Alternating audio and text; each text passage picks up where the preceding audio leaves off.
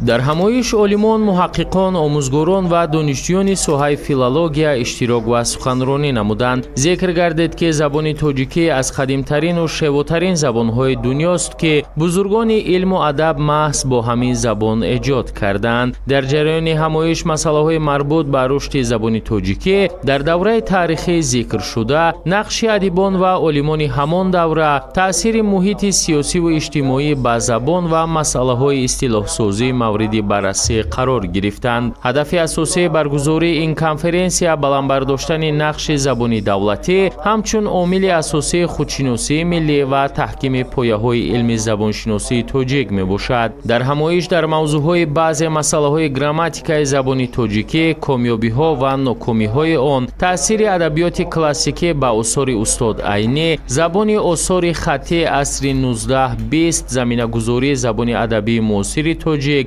мавқеи забон дар ҷомеа, маърузаҳо пешниҳод гардид. зимни суханрониҳо қайд гардид ки забон барои инсон ва ҷомеа неъмати бебаҳоест ки ҳамеша ва дар ҳама ҷо барои соҳибонаш хизмат намуда беҳтарин воситаи муошират эътироф гардидааст. ин ҳамоиши илмӣ бори дигар нишон дод ки забони тоҷикӣ ҳамчун забони фарҳангу адабиёт ва илму дониш дорои таърихи пурғановат буда, таҳқиқ ва рушду нигоҳдошти он вазифаи ҳар як фарди миллат мебошад. қайд гардид ки баргузории чунин чорабиниҳо на танҳо барои таҳкими мақоми забони давлатӣ, балки барои бедор сохтани ҳисси ифтихори миллӣ ва арҷгузорӣ ба таърихи забону фарҳанги халқамон аҳамияти хоса дорад.